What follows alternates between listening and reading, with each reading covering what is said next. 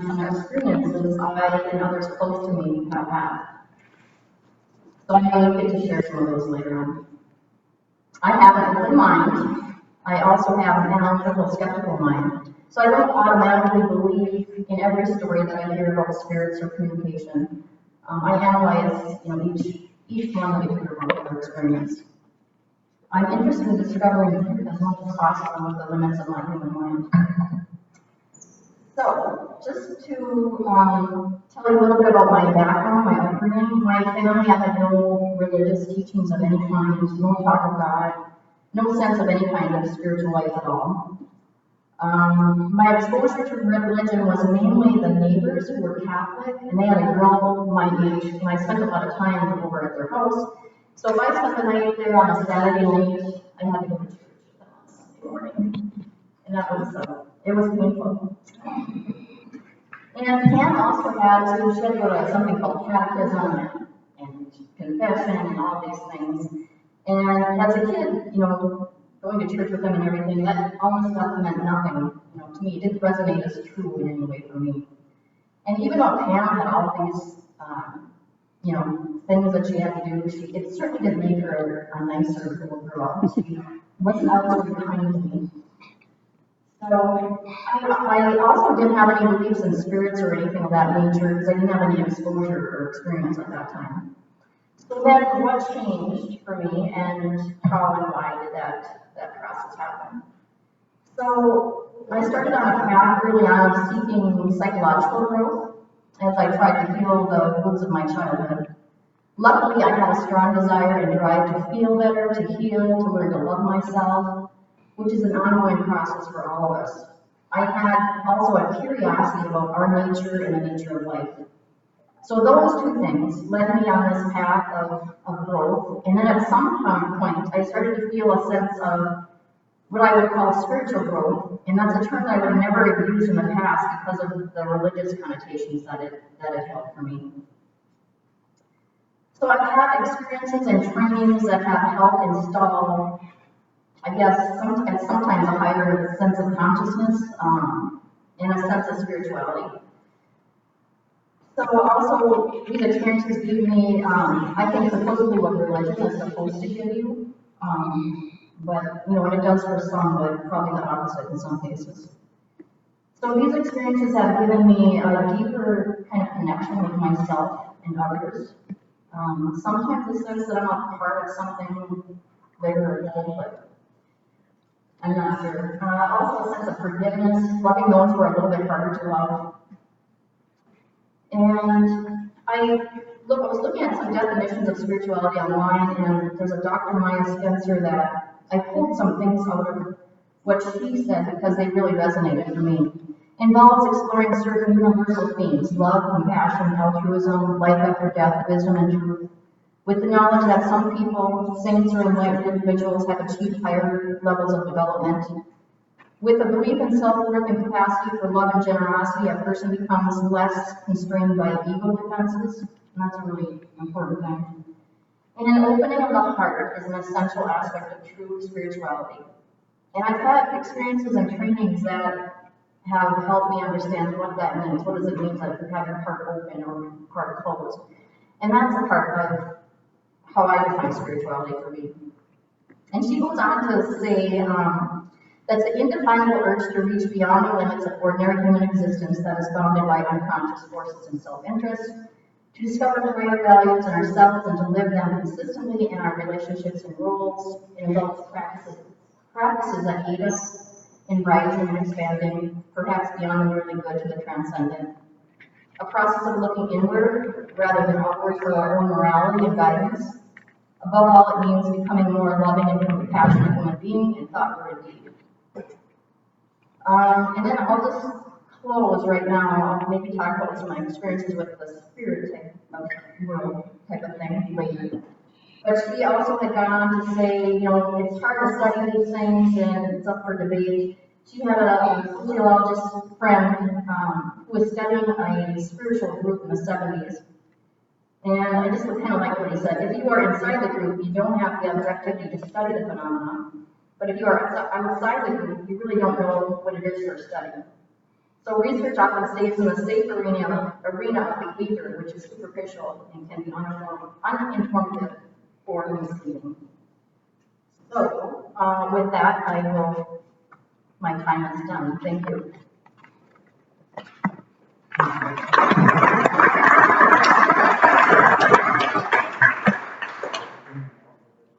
Yeah, I think we. Okay. Not that it really matters.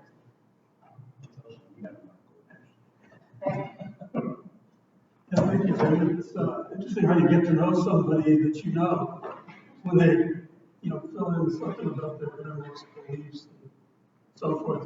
Can you hear me from here, or should I talk a little louder? Just a little louder. Also talk a little bit about my background, sort of religious genealogy, and then about what I think the nature of rationality and science is, and then finally what is rational to believe about the world, given what rationality is.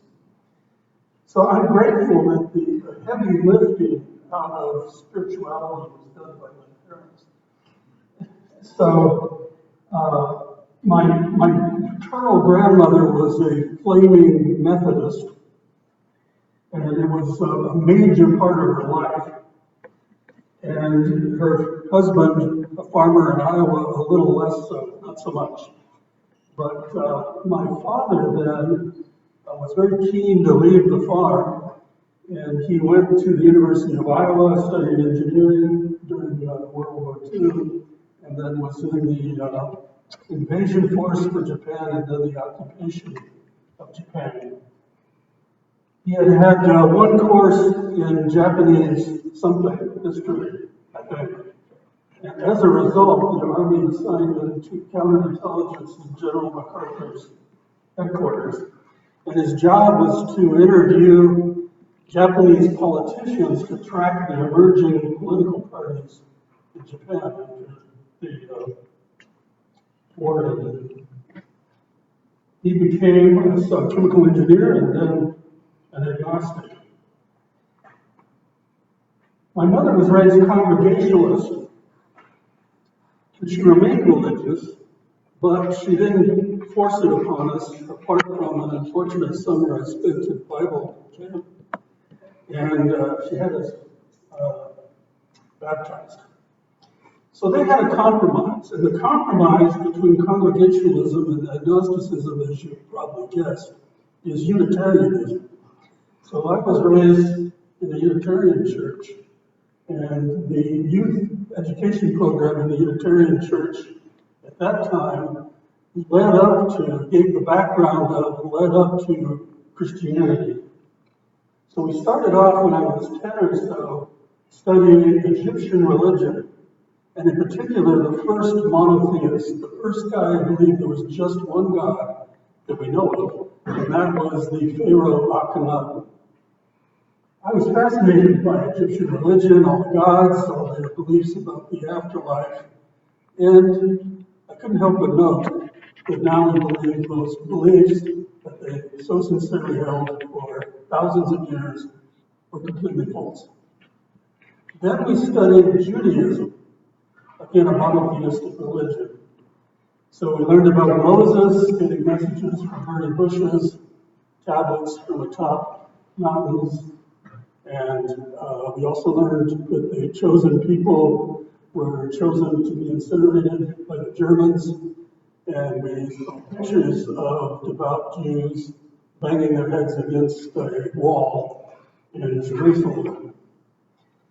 So when I was about 12, we reached Christianity, but by then it was too late for me.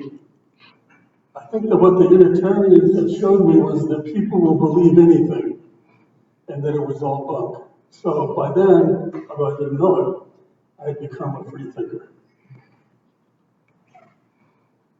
So rationality. So what is it? If it's not rational to believe in all these gods, what is rational?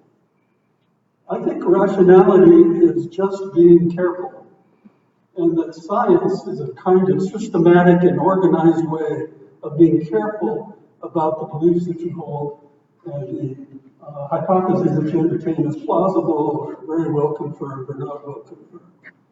It's about making careful observations, making careful measurements, being careful about jumping to conclusions, carefully working out the implications of any hypotheses that you might be interested in so that you understand what might disconfirm a hypothesis. It involves looking for and devising, this is a creative part of science, devising crucial experiments that can test between two competing hypotheses. It's about not seeking certainty. It's about proportioning your acceptance of any claim or belief to the evidence that's available for it, and it never gets to 100%. So there's built-in open-mindedness, there's tentative acceptance of hypotheses in order to go forward, there's degrees of confirmation, there's not certainty, absoluteness, they're not people of faith, as I understand that term. So given that that's what rationality is, then another factor that's in it comes from a medieval philosopher named William of Ockham. And Ockham, in the 13th century, he's a Brit, he's English, but he's famous for something called Occam's razor. And Occam's razor cautions us not to multiply explanatory principles unless we absolutely have to. So all attempts to explain things should be made on the basis first of well-confirmed beliefs or science. So you start there and you don't jump to new attempts at explanation by positing additional forces in the universe and so forth. So scientists then try to explain things using the well-confirmed body of science. And in our lives, the well-confirmed body of science is contemporary physics and biology. And what that tells us is that we are animals, evolved from other animals, sharing this planet with other animals. Animals are physical things. We are entirely physical, and everything from our highest dreams to our emotions to our most sublime thoughts are something that our brain does. No brain, no pain. So it's essential, it's this physical thing that's essential to what we value most highly probably in ourselves, which is our conscious life. And that will end when our brain ends. So that's a little bit about how I got here. So fairly early, then I studied physics, and then philosophy was a dual major at the University of California in San Diego.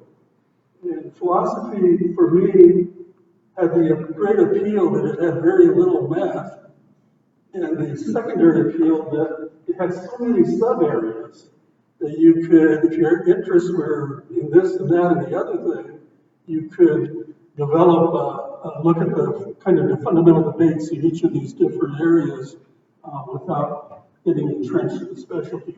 Whereas physics, I worked in a physics lab when I was, after my freshman year at UC San Diego. It was low temperature physics. They were looking for superconductors. If you were a professor of low temperature physics, that was what you were going to do for the rest of your life. You built up an expertise in that very narrow field, and you had a huge lab with $1 million worth of equipment in it, and you had to stick with that. And I wasn't sure at that age, at my own age now, that I was that committed to any one particular problem, but like the breadth of problems that you address philosophy.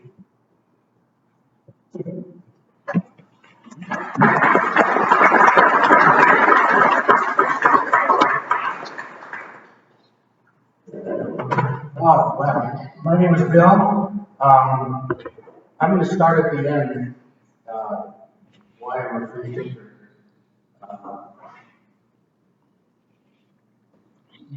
I didn't know what a free thinker was until maybe 25 years ago, but after a course I wanted to wider social life. So I started coming to these meetings. That's why I'm a free thinker. I just started to show up. But today I'm a free thinker because I like I want to support the efforts in our society that push back against the encroachment of people using their imagination to make claims that they have authority over the rest of us. That's how I kind of interpret separation of church and state. Religion is just from our imagination. Nobody, it's just our imagination. And yet we are taught to respect those imagined things as giving the imaginer some claim of authority over the rest of us. And that, over time, that started to piss me off. And so that's why I'm a free thinker. I mean, it's as simple as that. But I did go through some phases. Jim mentioned that I probably didn't know it, but I was probably an atheist, like, seventh grade, like you heard, as a 16-year-old. So I heard the story. I was in a small study school room with little chairs and small tables, and there was a picture behind me, and it was a picture of Jesus, and he was like this, and he had this light above his head, and his feet were about 2 feet off the ground. It was all brown and warm tones of churches and religions. And all I did was turn around and look at it, and I thought, I can't believe it. I mean, it's just how it happened. So I never had to go through what a lot of people went through, is the trauma of believing a whole bunch of stuff for a long time, and then discovering they've been led astray, and they're kind of angry, and they get arrogant, and they begin to know it all, and they're trying out to save the world from their own bad experience. I never had to really do that. But I did have to play the game, and I had to play the game of fitting in. And so, I think that's maybe a common experience for people more in our age group. I noticed there's a big growth of today of very young people don't care about religion one way or the other. They're not resistant to it. They're not. If their friend wants to go and do the rosary for an hour every day, they just wait for them to do the rosary. They don't care. They go off and do what they want to do with their friends afterwards. There's less me and they, I think, in the younger people in our country today as far as religion. But the old farts are really fighting each other, and you can see how they're trying to hang on by completely collapsing one political party into a religious movement. And again, another thing that stimulates me to contribute and to stay active. So one of what I meant was I did experience the feeling of hypocrisy, the constant feeling of hypocrisy and uncomfortable of fitting in to most of my life when I was with people that I knew would be, well, first offended, but also hurt. When you meet people who are very dependent on this notion that their life is more special than anything else, and there's a divine reason for them to exist. Boy, you can really tell they really depend on it. And I've never really had the chutzpah to try to take that away from anybody. I don't like to do that. But I did gradually move in that direction, not until I was in my 50s. And I have to say, having my own business and being self-employed was helpful. I once ran, for 9 years, I ran a little brokerage office, and most of my clients were farmers. mid-sized town, about 14,000 people. Everybody went to church. I didn't go to church, but I didn't really. I knew financially it would be very hard for me if I exposed myself. So I was a hypocrite in that regard. That kind of wears on me after that. And kind of made me understand what it would be like to be gay and just not ever live your life out in the open. That would be very hard. So I had a couple of experiences that really woke me up. One was a kid that was born in the same hospital with me during the same few days together. Birthdays are like 3 days apart. That was back in the day when a woman had a baby and she could stay in the hospital for a whole week, I guess. Anyway, her mom was still, his mom was still in the hospital, and my mom was having me. And we grew up together, went to Sunday school together, junior high, high school, the whole, even went to college together for 2 years. And as maybe in my mid to late 20s, I mean, he was a close friend, so I just told him that I didn't believe in God and things of that nature. I didn't believe in redemption from sins and sacrifices and things like that. And he looked at me and he said, I want to get this straight. He said, how do you live without hope? That just blew me away. I didn't know you had to think you had to live forever in order to have hope in order to respond to your own feelings and your own motivations or whatever you're built out of why you exist right now. I managed that often where I realized I have to admit, I went through a period of time when I was pretending to fit in, and I thought a lot of other people were pretending to fit in too. And I think some were. But I didn't actually, I guess I never really knew the depth of those who were not pretending. It really surprised me. It was kind of a shock. Oh, how can you think you? What gives you the privilege of being so, have the attention of some deity? It just didn't make, it was a surprise that people actually think like that. So that was a wake-up call for me. And maybe it wouldn't have been a wake-up call for the rest of you. I guess I thought, well, it's a stupid thing we all do. You think everybody thinks like you do. So I'm walking around thinking, all these people are going to church and they're praying and they're going to weddings and asking God for stuff. They don't really believe it. I mean, they were brought up in it's traditional. Rituals are important and social life is important to churches, but I didn't really know there were people that actually really believed it until I got to be about in my late 20s. One thing that is,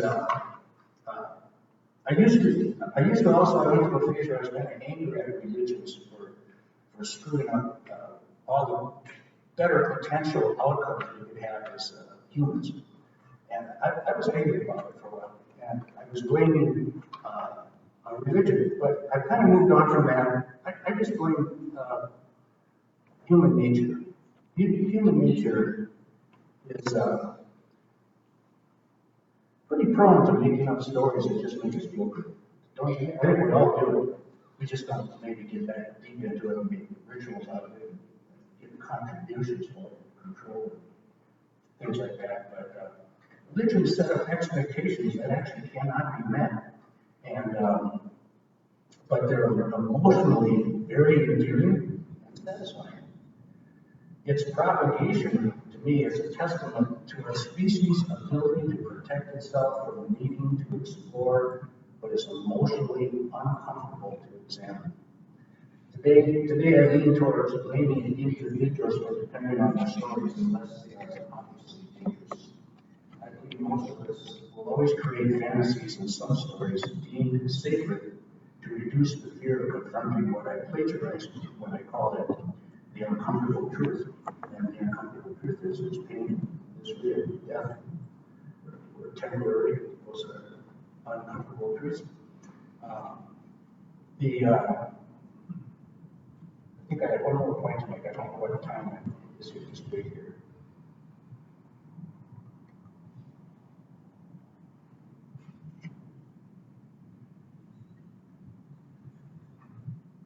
Anyway, I quit playing along, and the last 10 or 15 years of owning a resort, I would just wear t-shirts that said friendly neighborhood atheist, or this is what an atheist looks like. And I got the other end of that surprise. Many people give me the thumbs up. And but just yesterday morning, I was walking across the yard, and a lady was coming to the resort with her husband for years. Now I know that I don't own the resort anymore. And she said I was blessed by God for how well I took care of the resort and how good a place I made for people to visit. And I didn't say a word. I just said, yeah, I've been very lucky. So hypocrisy continues.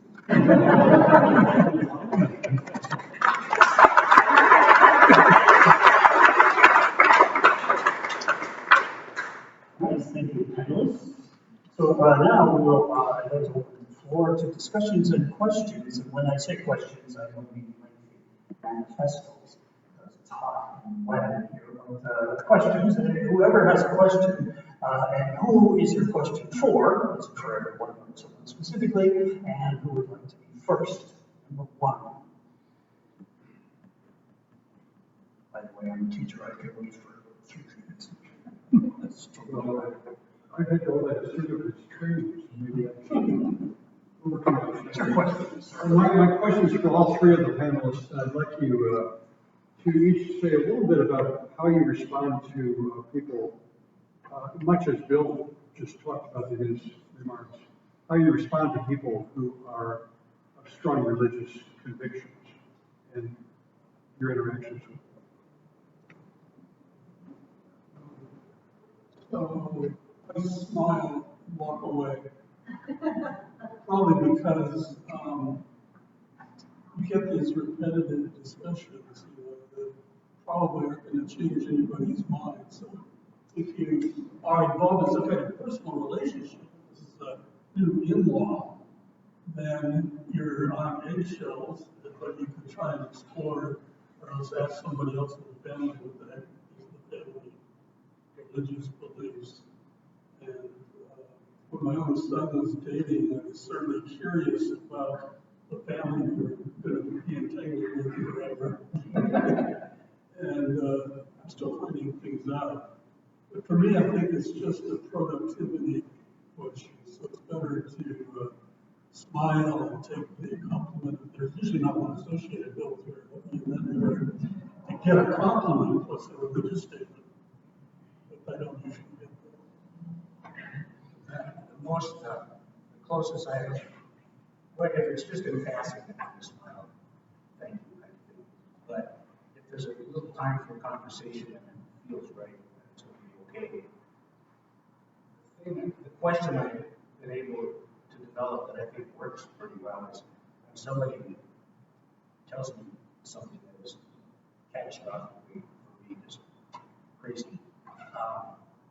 I say, how did you get, or when did you get permission to think like that? Like how did you get permission? Because I don't know how people get permission to just ignore. Because, normally they're otherwise very normal people, right? I mean, they know when it's cold, they know when it's hot, they know when it's raining, they can add and subtract. They can do everything that everybody else does. They have this one thing, and it doesn't fit in with all the other stuff. So how did they jump into it? And it's a hard question for them to answer. It's like asking a fish, I think, when they first got into water.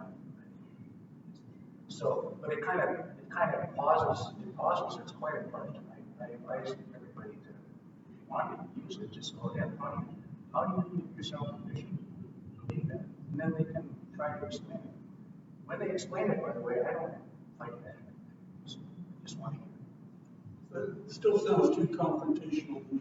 So I do that to say, where do you get the right to that have these beliefs. Yeah, I used to use one, right, that's not. So I kind of talk, I'm interested in why people are religious, because there is this obvious question. They use rationality in so many areas of their life. They're not crazy all over the place. But when it comes to this one thing, their emotions are involved in these beliefs. So it's not just the cortex that's at work here, it's emotions that are wedded to these beliefs that are really important to them. They get angry, they're challenged, unlike if you tell them their car isn't where they think it is, it's a parking lot, right? So there's this threat, yeah, it's this core sort of thing. And I think the most interesting theories for me are the ones that say we evolved to be religious. That religion had a function to unify groups so that they became more formidable in dealing with the other groups, and they were able to wipe them out, basically. So that it was a form of commitment to a leader, an all-powerful leader. Better yet, it was invisible. Pharaohs are both the head of the state and they're gods. They have magical powers. So they're the ultimate. I think what happened was when people found out more about their kings, it became less plausible that they were the ones that were gods, but that they had special relationships with gods was plausible. So being sure to hear from people.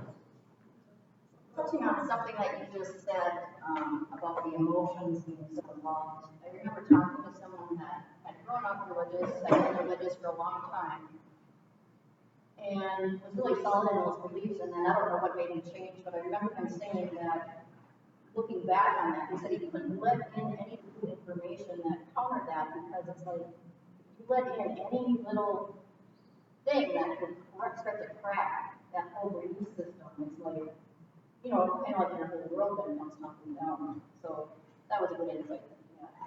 But to answer your question, so I grew up with around me believing in religion and having a religion and talking about it as if it were kind of a normal thing to talk about. You know, as if everybody had some kind of religion or believed that way.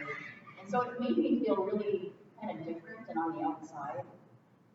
So I didn't ever challenge it or counter it. I just basically didn't say anything to it. And so I've always kind of felt that way, like I couldn't really say anything because I didn't want to feel different or rejected for my beliefs. But I think because of coming to this group for the past few years, with more like-minded people in that regard, I feel now more comfortable that I could share my beliefs. You know, not to argue with anybody, but just I felt like sharing some, you know, beliefs that were not in tune with theirs. I feel like I can do that as a result of being a part of this group. Excellent. Dr. Bill, what would you like to ask? Respond to that question. Question and over the microphone. It's nothing I can do.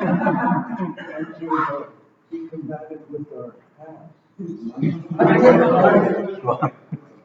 take the other view about this, and I think it is worthwhile to challenge this thinking. And it does change, it does change people. Now, everyone wants to be as kindly about it as possible, but that's not always possible. When I retired, I went to the University for Seniors at UMD. And I gave classes, why should you, or why you should be, or why, Freethinking isn't for you. That was the title. And I went to do, there's an hour session, 8 times, and I did it for 3 years. And certainly there were people who complained and said, well, he's talking against religion, things like that. Yeah, okay. But this did change people's minds. And it led to, let's see, what's it about that time? A little earlier. That's the reason I started this group, is that I thought it is proper to confront this. The great damage that it does. So, several, about six of the earlier members were people who shed their religion as a result of my class. And I have a grandson who grew up downtown with his religious family, and I had a chance to talk to him and say, no, you're really that, because this is startling because it wasn't, and my God, he's very amazing. So I do think it borders on politics, not. If you get in one of those situations again, I'll give them your phone.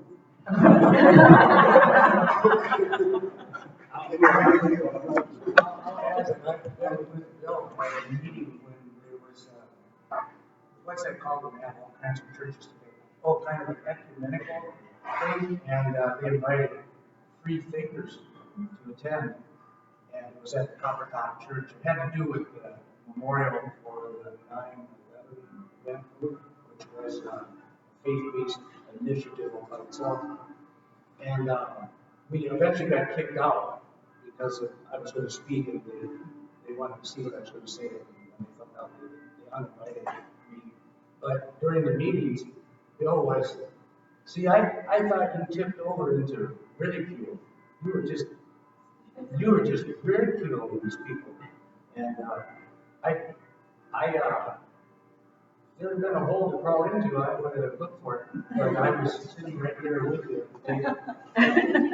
So, and I thought, boy, those people aren't going to think I'm just like him. That's it. I feel like we're all kind of embarrassed with somebody's evangelizing, whether it's Bill or someone else. Ron, what would you like to say? Just as a background, I was a pastor for 25 years, an ordained minister, and so now I don't know what I call myself, an atheist agnostic, but I am a free thinker. And my question to all three of you kind of goes that way briefly. And here's the kind of the basis of the question. And I just take up on what June said. I had a professor in college who also said something like, if you have an open mind, you never know what will crawl in. So in other words, conclusions have been made, you know all you need to know, stop thinking, okay? So to you, what does free thinking mean? In other words, now that you're a free thinker, have you stopped thinking? Or is there still mystery in your mind? Is there still something that you wonder about? Is there still fascination for you? And what bugs you about your world? And what do you still really want to know? If you're a fan of science, science is not so much about what we have learned, but what we still need to learn. And so where do you sit with that? Yeah, I absolutely am thinking all the time and pondering the nature of things and the nature of the universe and the nature of ourselves. So that's, I'm never going to get to the point where I feel like I really know something or know what something means. So that's ongoing. And we just got our book club just got done reading a book about the ongoing nature of science and how we, as good as science is, and we're always, he calls them misperceptions. We have misperceptions, and now today we have other perceptions that have taken place of the other misconceptions. That doesn't mean that there's not value to what we've already learned, because they're all still somehow building blocks to meaning. So like I said, I have certain experiences, and all I can do is analyze those and interpret those the best that I can. There's still a lot of mystery. Like I say, I've had experiences that involve things of a spirit nature. I have no idea what that spirit world is about or what it means, or I don't know why they show up and not that person or in this way. I have no idea. So it's there's constant mystery. I'm constantly thinking and trying to learn and access more truth as best I can. Well, you want all three of us? Yeah. Well, I don't really think I knew what a free thinker was even after I called myself one for a while.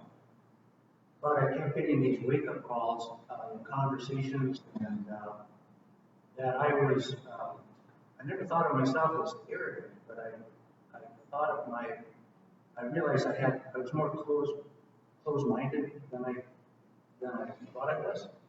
And something kind of, I've been working on trying to just have more things fall away, so I look at it in a way that it doesn't have to be where I'm trying to make myself aware that thinking about something in a certain way is not, I'm not doing it because I need to or I depend on it. I want to back away from that kind of, those things, I think that's unconscious when we do that. You have to kind of make yourself conscious of it. So, one of the things that's intriguing to me when you play YouTube and listen to a scientist, every sentence has a caveat. They're very careful. And it's because they're constantly being examined. It's part of the process. And most of us don't, we grew up with more of an authoritative kind of approach to things. And, in fact, monotheistic gods are the epitome of authoritarianism. And it's very unlikely that monotheistic religions are going to be ever very supportive of democracies, which is probably just a 200-year experience on the planet here. So that's how it's affecting me. Yeah, so many things that there are to wonder about and to try and figure out. It's just fantastic. We live in a time when, hey, we've got the freedom to do that. We don't work 14 hours a day and go home and collapse. And women are condemned to be basically baby machines and get no education and never ask what their opinion is on anything. Just, in some senses, it's a great time to be alive. It really is good for anybody that has intellectual curiosity. So there's so much in public policy. What do you do about the polarization? What's the causes of the polarization? Is it more extreme than it used to be? Is it, are there fixes for it? How much of what we are is genetic? Are there fixes for that? What are the implications of assortative mating? So people marry people with similar assets, including personality and intellect and so forth. And that means that the kids of the smart people seem to get smarter, and then you have a whole subpopulation that's not very bright. And it's going to be an underdog in the meritocracy of ours. So there's many issues of both just trying to understand what we are. How do neuron firings produce consciousness? That is a total mystery, but I think it's one that's solved by looking at neuron firings, not someplace else. I did have a question myself, which is that June had mentioned earlier his spiritual experiences, and I'm really curious what those are. Maybe they'll resonate with somebody else who's here. Okay. I just want to make one more comment about what we were talking about. Jan borrowed me a book, lent me a book, that in that he said, our mind is a delusion generator. So I kind of like that statement because it really is. I mean, part of what I think our task is to try to filter through what's delusion and what's not, and can we even actually do that? But okay, so you want to hear some of my experiences? This part makes me feel more vulnerable. Right, Lisa.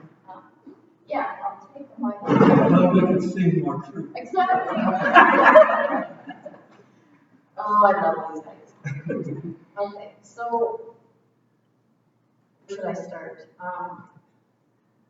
Well, first I'm going to mention a couple experiences that I had that were kind of out of body-ish. That kind of needed to believe that there's something beyond this physical structure. One happened in a yoga class, and it was really strange because there's certain poses that are hard to get into. And this particular day, for some reason, a pose that was really super hard. I could only be in it for a few seconds. All of a sudden, I just went into it, just like that. And like I could be there, all day. It was very strange. And then in that same session, we were on the floor doing something, then we stood up to do some poses, and all of a sudden I had this feeling like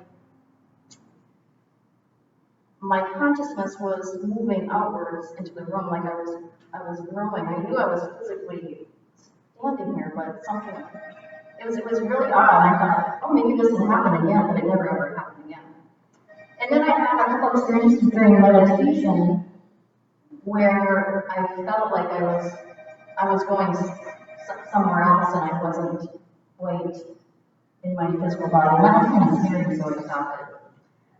But, and then I've also, I'll mention this thing too. So I went through an experience with a group of people for a weekend called, I think it was called Breathwork. And in that experience, it's really strange because all it was listening to music and I think you had to breathe in a certain way. And we partnered up and we took turns doing this. And we, went on the floor. And some people would go through different experiences, whatever needed to kind of come out. And some people went through experiences of what you could maybe call past lives. Or maybe it was just accessing some other lives for some other reason. You would call it maybe just imagination. But it was something very different. I mean, you couldn't just close your eyes and listen to music and then just have your imagination come up with these things. So, what I'm going to get to, what really kind of solidified it for me is my husband died about 12 years ago. And I had some experiences around that after he died, and some people around me did too. And so first of all, I'll tell you this. So one story that I did not believe was a person that supposedly said that she communicates with people who passed on. She feels like she has that ability. And she's somebody that I know more through a friend, through the church I visited. So I don't know her very well, so I couldn't figure this out, but in meditation, she supposedly wrote a letter that was from communicating with my husband. And so then I read the letter and it's like, no, this doesn't sound like him. And then she also agreed to meet with me in person and just go into a trance. And so I thought, okay, I'll try it. And I had hope for these things, but they didn't, there was an interaction that happened during that session that, and it's puzzling because I think she really believes she has this experience, and she doesn't charge for it or anything. I just think somewhere along the line, her ego is attached to thinking that she has this experience. That's all I can figure out from her, because I think she really believes it. But so I tell you that just to tell you that I don't, just automatically believe everything. So one of the experiences that I heard about from a friend of my husband's name was Bob. And this is a person that was a friend of his through working relationships. They cared about each other, but they weren't like close friends or anything, and hung out or anything. But she told me at some point that he talks to her and just has a conversation in her mind. And this is a person who, is rational and has had prominent positions in Duluth and lives a rational life. And so I had no reason to think that she was lying. And also she experienced him walking past her in her apartment, out of the corner of her eye.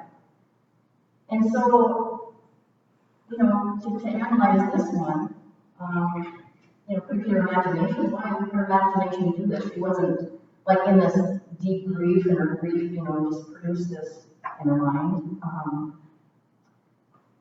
So that's one thing. And I actually had a conversation with her online before the meeting today, and she had said that,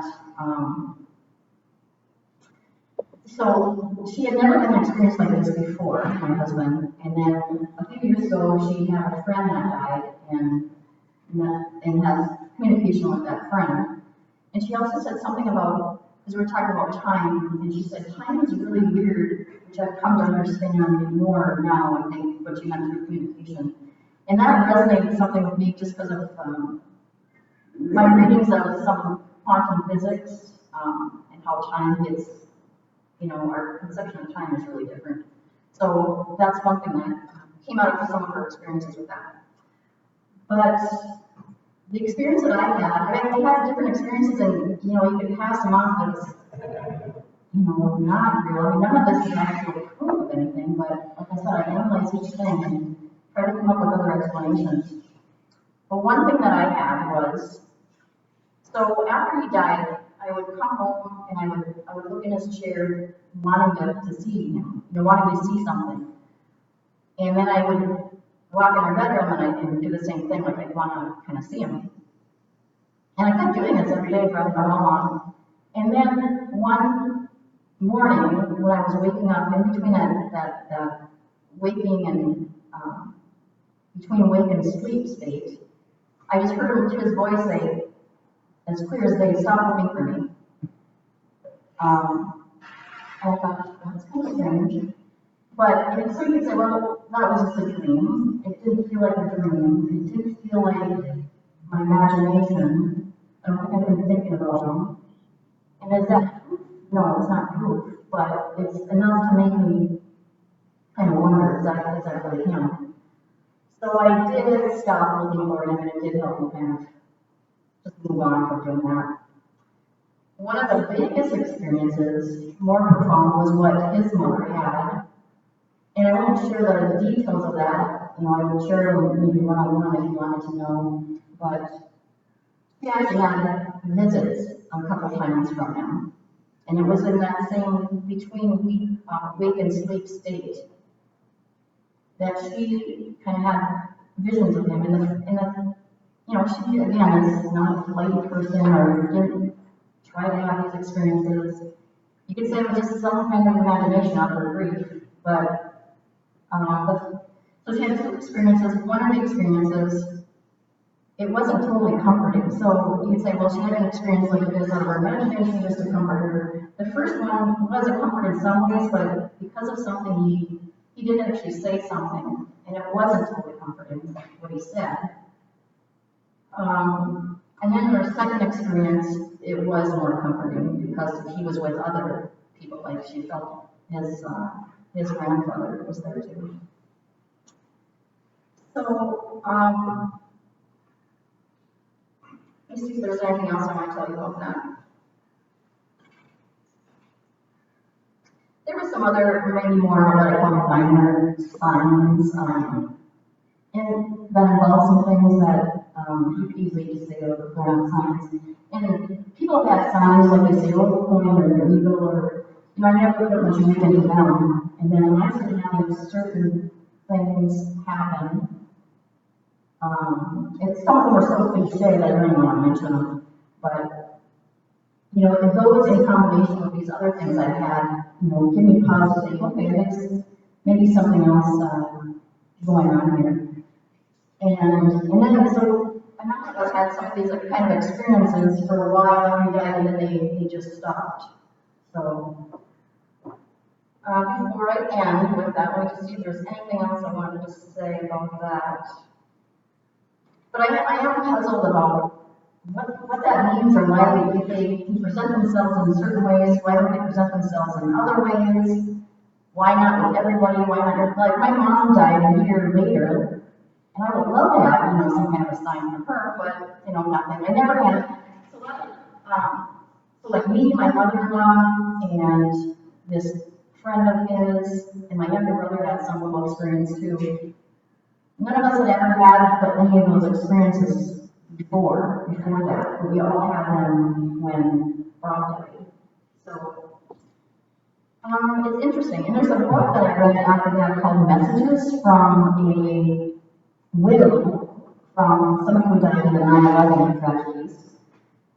So I think I mentioned a couple messages, and she had some experiences after her husband died, and she talked to a number of others that whose husbands had died during that tragedy, and a lot of them had experiences of visits or, various signs. It's a very interesting book, and, she names all their names, so, if I could, anybody could go maybe find these people up and talk to them to see for themselves.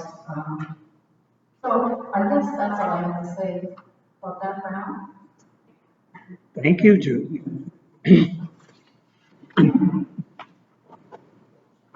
So, before we go to the headlines, does anybody have any questions or anything about this particular? I want to thank you for getting up and being scary. Amongst all these science-minded folks, they think it's nonsense. And we don't know, so, maybe it's nonsense. Who knows? Any comments? No? Anybody want to tell us about the time they were taken out into the UFO and cold and nothing like that? No testimonies going there. Yoni was a monk, right?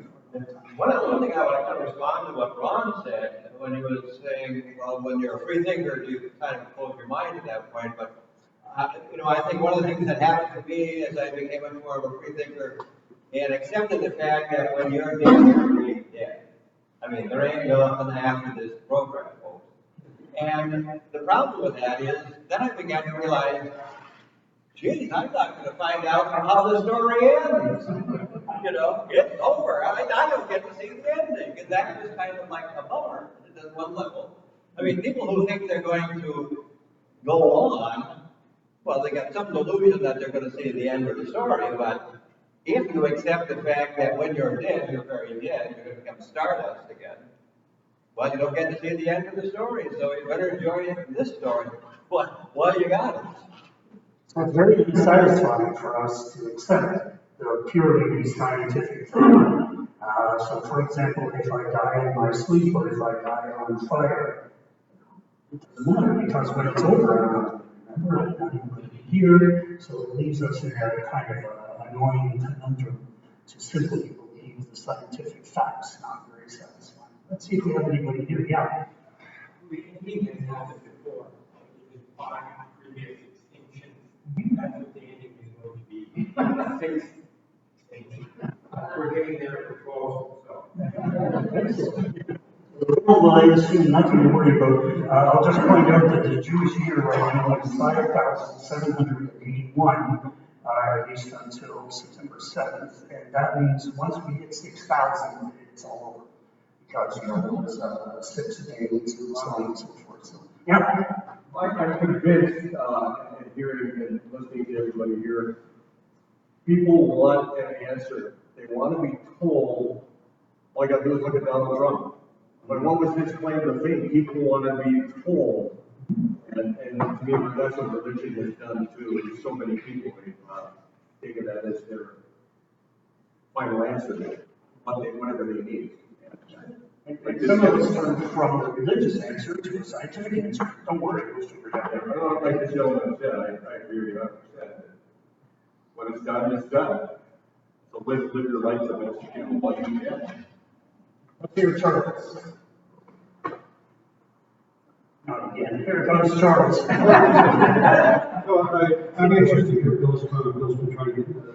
But I was very interested in Ron's question, and actually found it rather provoking because I like the panelists, I believe that if you have somebody that's sure of something, it's almost assuredly because they've got received wisdom. They've received it from scripture or dogma or tradition or the church or the pulpit or someplace. If they've got open mind and open question, it's because they're secular or scientific. As a matter of fact, I associate people being sure of things with religious thinking.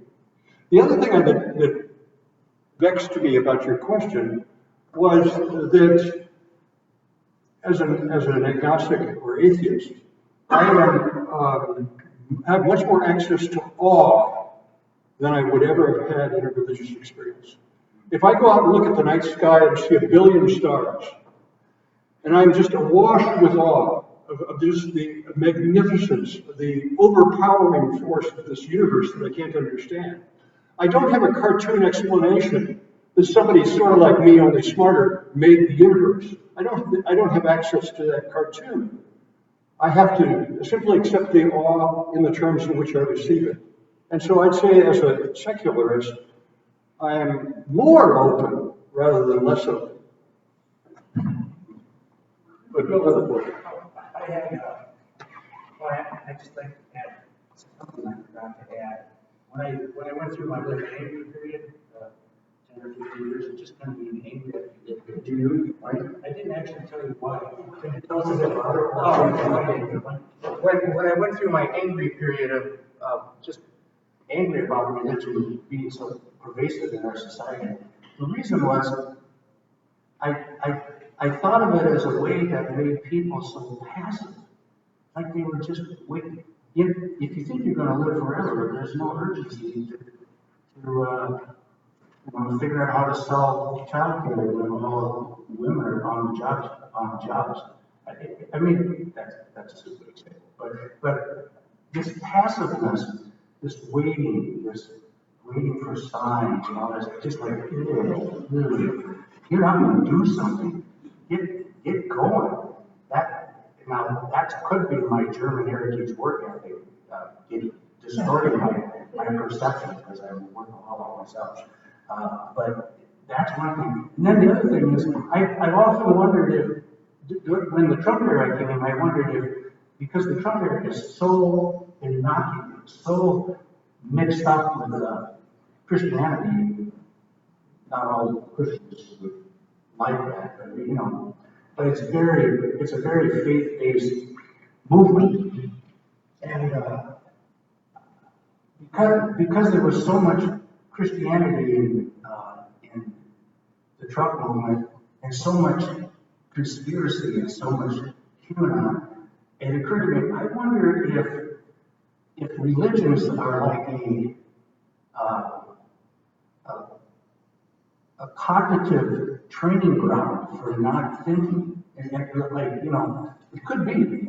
I mean, if you're in this realm of just being able to make up stuff and it's been working for you, why stop there? Why don't you start with Pelosi rapes little girls or something? I mean, you might as well just keep going. I don't understand. So I'm wondering if religious people are more prone to accept things that are very unpractical, irrelevant. Yes. Well, to go along with that, I mean, you have to stop and say, if you can believe that a dead Jewish rabbi hung on a piece of wood is God, what won't you believe? This is my question these days. If you believe that, what will you not believe? Perfect, yeah. So anyway, this thing about being more passive and less like Will, I had to kind of say that. I just think our species is just designed for other things than what we're doing probably, and we just don't know how to handle it. And our perception skills are so poor.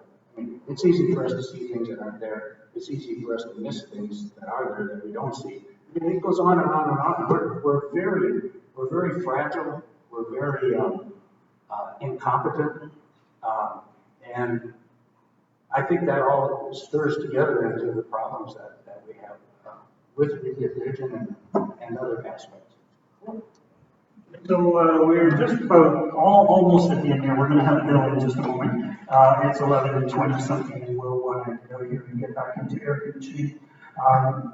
One thing I just want to mention in my role is, whatever the hell my role is here, a lot of us here believed about religion for a long time, many years, and we were sure Jesus was true.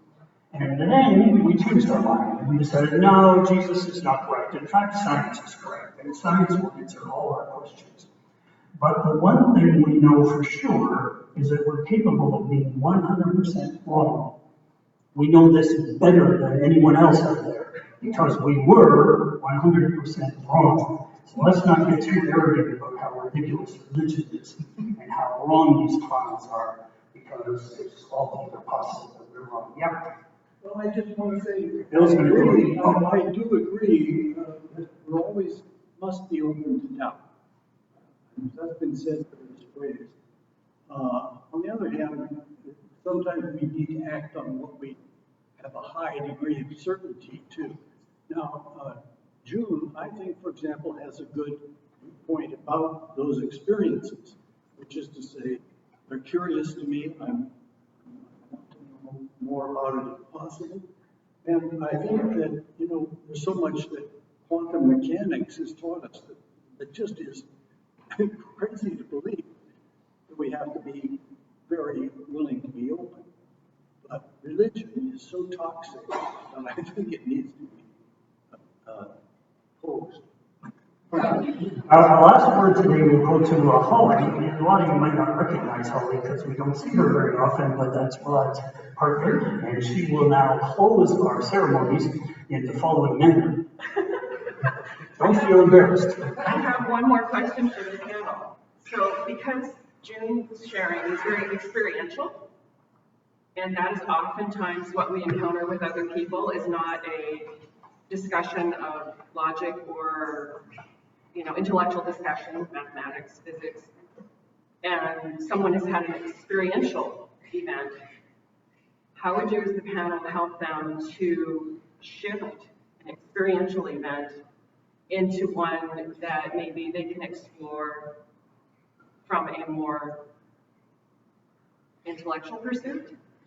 So how do you help someone to find that avenue if they want to do that? I mean, I've had plenty of experiences. I would love to do that. So how each of you can... So David Cole will reveal the Right. So I think that's a really interesting question. There's a related book by Paul Guse called Manual for Converting Atheists, Creating Atheists or something. Yeah. So he actually gets the step by step how you get the foot in the door without having people slam it and so forth. So it's sort of like a reverse Mormon missionary manual.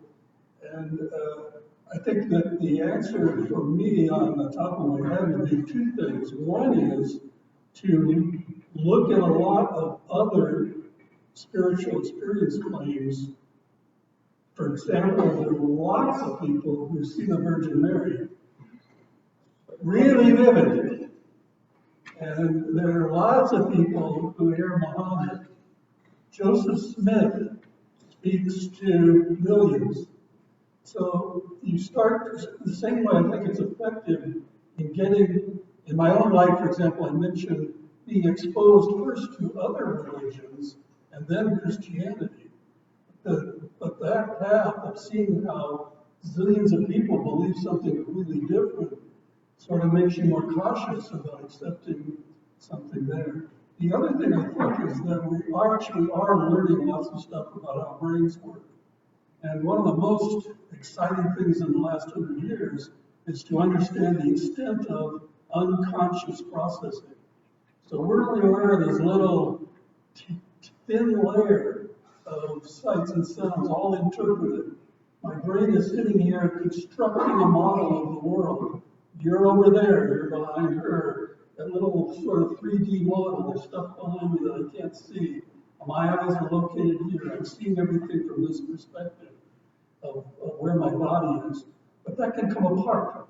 And if you look at all the things that can go wrong, where people's internal representations of the world or themselves go wrong, you get lateral neglect where somebody no longer represents an entire side of their body. You have Capgras syndrome where you think everybody is an imposter. They look like mom, but you're not mom. And it's a problem in the brain. So you have a brain that's constructing reality from very narrow channels of information. So it's highly creative enterprise in the brain, and sometimes it states out of the corner of your eye, you hear your deceased husband's voice and so forth. That's all the stuff that you aren't consciously aware of. And think about just listening to me talk. Parsing these sentences is extremely hard to do. And you only see the end product. Your brain is busy categorizing things as nouns and clauses and building all this up, and you're not aware of any of it. So It's just amazing how much is going on inside this space that we're not consciously aware of. And so stuff that gets to consciousness can be constructed by this, you call it delusion machine, but it's trying to build a model of reality all the time out of scant data. Yeah, Sorry, go ahead, please. yeah, I think about that kind of stuff all the time about how our minds are just trying to figure out all this information that comes in and, So those are the things that I pondered. To answer the question, I don't have an answer. I'd have to think about that a long time. But I did want to interject something else that I forgot to mention about spirits. I talked to somebody, this is a long time ago, who studied Buddhism and went to India with these groups and studied under, I don't know, what you call them, gurus. And one thing that he mentioned to me, he goes, spirits die too. And I didn't want to hear that. So it's not even totally comforting to think about spirits and spirits die too. But, so, anyway, I just wanted to add that. Great, so all of you who still are filled with wonder and awe and have many, many more questions, too bad, we're out of time. But please hang around and talk to the panelists, corner them and ask them your questions. And keep in mind, 1 month from today, on August the 1st, we'll gather here again. I promise there'll be cold water. I promise you that. And there will be David Bowman talking to us about critical thinking. Thank you all for coming, and what about a thunderous round of applause for our